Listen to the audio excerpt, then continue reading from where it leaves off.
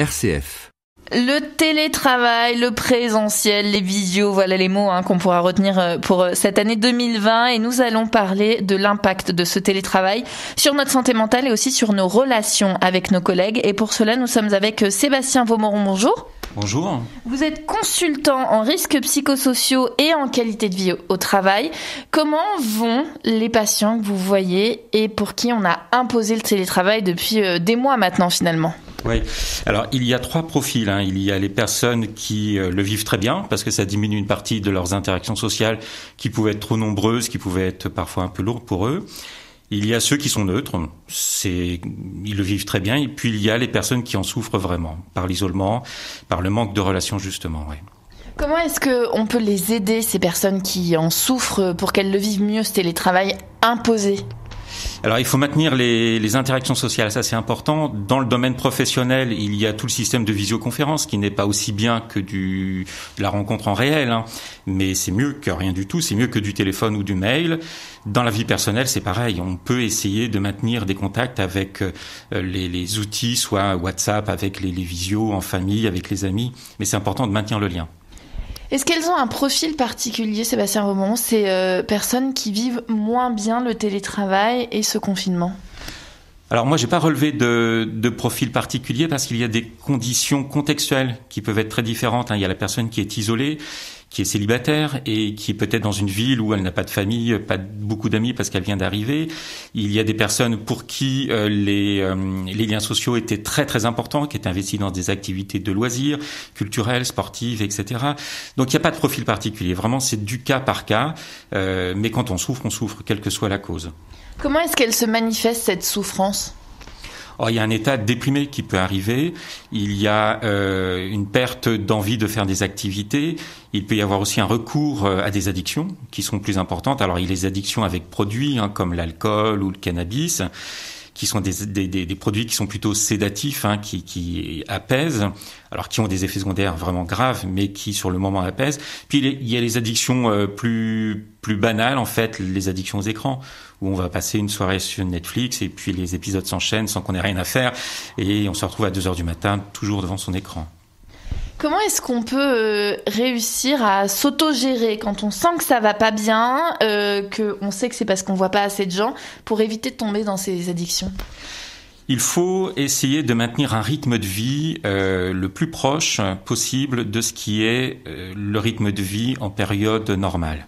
Donc il faut être très vigilant à ça, respecter les temps de travail et pas travailler au-delà du temps de travail normal. Il faut essayer de prendre après un sas de décompression. En fait, quand on quitte le travail habituellement, on a un peu de trajet qui permet symboliquement de couper entre le travail et la vie personnelle. Il faut essayer de faire quelque chose de cet ordre-là dans la vie personnelle.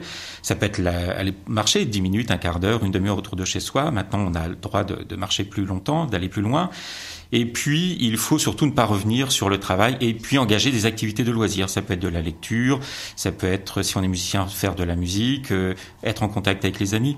Mais il faut vraiment s'obliger, en fait, parce que la tendance peut-être naturelle va être effectivement à se laisser déprimer comme ça, parce que c'est une situation contrainte et on ne peut rien faire contre. À part, à l'intérieur de cette contrainte, réorganiser les choses pour maintenir quelque chose d'un élément vital. On peut avoir l'impression en fait que le travail est là tout le temps puisque le bureau est dans le salon et avoir du mal finalement à se dire non, même s'il me reste des choses à faire, ce n'est plus l'heure de travailler.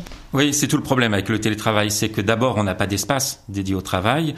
Les références que l'on peut voir dans les textes officiels réglementaires envisagent une pièce d'environ 10 mètres carrés dans un logement de 70 mètres carrés. Pour le télétravail, personne n'a ça évidemment. Donc le télétravail a lieu soit sur la table de la cuisine, du séjour ou dans le canapé du salon. Et il faut après passer du télétravail à la vie personnelle dans le même lieu. Donc il faut ranger l'ordinateur. Il faut vraiment le ranger, pas juste le fermer. Il faut l'enlever de la vue, le mettre dans sa sacoche, le mettre dans un coin et enlever les éléments du travail de notre champ de vie. Il y a quand même des gens, Sébastien, qui le vivent bien, ce télétravail, qui expliquent que ça va bien pour eux et que c'est pas une contrainte. Alors, oui, dans l'étude que j'ai menée, en fait, il y avait 73% des personnes interrogées qui se disaient satisfaites ou très satisfaites du télétravail. Donc ça, c'est un élément très positif. Et en même temps, il y a un paradoxe derrière. Enfin, il y a un double paradoxe. Le premier paradoxe, c'est que parmi ces personnes-là, 68% des personnes ont augmenté leur consommation de tabac. 67% de ces personnes ont augmenté leur consommation d'alcool, 55% pour les consommations de café. En fait, il y a plus d'addictions et les gens se sentent mieux. Donc ça, c'est le premier paradoxe. Ils ne voient pas que, malgré ce sentiment d'aller mieux, en fait, il y a des indicateurs de santé qui se dégradent. Et le deuxième paradoxe, c'est que, en fait, ce télétravail qui amène une liberté dans le travail, qui fait que les gens peuvent travailler quand elles le veulent, elles peuvent s'organiser sur leur journée, eh bien, ça amène une aliénation au travail. Parce qu'au lieu de respecter les horaires habituels de travail, finalement, elles travaillent à d'autres moments où elles devraient être en situation de repos. Et donc, leur charge mentale ne baisse pas et leur esprit est toujours accaparé par le travail. Donc, d'un côté, il y a un sentiment de se sentir mieux satisfait, très satisfait par le télétravail, mais des indicateurs de santé et d'addiction qui augmentent, eux, les indicateurs de santé baissent. Et de l'autre côté, ce télétravail qui amène de la liberté et en même temps une aliénation plus grande au travail. On a entendu beaucoup de managers, de patrons nous dire que c'était extrêmement compliqué à gérer le télétravail. Il y a toujours cette chose où on se dit « Ah ouais, mais là, comme je vois pas ce qu'il fait, je suis sûr qu'il travaille moins. » C'est un fait ou pas ? Non. En fait, le télétravail amène des situations où les gens ont une culpabilité. Ils sont chez eux et pas au travail. Et effectivement, ils peuvent prendre non pas une pause cigarette ou une pause café au travail, mais ils la font chez eux tout seuls. Ça peut s'éterniser un petit peu plus. Et ils ont le sentiment de ne pas forcément être en pleine activité. Et ce qu'on observe, c'est que beaucoup de personnes ont un sentiment de culpabilité vis-à-vis du travail par peur d'en faire pas assez. Et donc, ils ont plutôt tendance à en faire trop. Voilà, ça c'est une première chose. Et puis, ce dont on s'est aperçu, c'est que les salariés sur lesquels les managers pensaient qu'ils ne pouvaient pas forcément beaucoup compter parce que en situation de travail en présentiel, ils avaient le sentiment que c'était des personnes peu investies. Finalement, ils les ont vus plutôt investis ou très investis dans le télétravail. Et certains ont observé le contraire, c'est-à-dire que les personnes qui étaient en présentiel, très investies, très présentes, etc., en télétravail, étaient plutôt discrètes et pas toujours très présentes. Et ça révèle quoi, ça ? Ça révèle que, en fait, quand on est dans une interaction sociale au travail, eh bien, il y a des enjeux relationnels qui sont différents de ce qui peut se jouer quand on est en télétravail et que les comportements s'adaptent en fonction des contextes. Comment est-ce qu'on fait pour maintenir les relations justement avec ses collègues, avec son manager quand on est tous derrière des écrans ? La visio, c'est bien joli, mais ça fatigue au bout d'un moment. La visio fatigue effectivement, il ne faut pas qu'elle soit trop fréquente, mais il faut qu'elle soit très régulière, peut-être avec un temps court, mais quotidien, ça me paraît très important. Il faut maintenir du contact social, essayer de le faire tous les jours. Et les managers, j'en ai vu plusieurs qui m'ont expliqué comment ils se sont organisés, et progressivement, ils ont instauré un point de visio tous les jours, soit en début de journée, soit en fin de journée, parfois les deux, mais bref, 10 minutes, un quart d'heure seulement, pour pouvoir maintenir de la cohésion d'équipe et du travail d'équipe. Un petit peu comme quand on passe dans le bureau pour voir si tout va bien ? Exactement. En fait, il faut essayer de conserver au maximum les habitudes de fonctionnement qui étaient les bonnes en présentiel et pouvoir les transférer sur le distanciel. Il y a un gros débat qui est lancé sur le point de vue légal avec les syndicats pour mieux encadrer ce télétravail.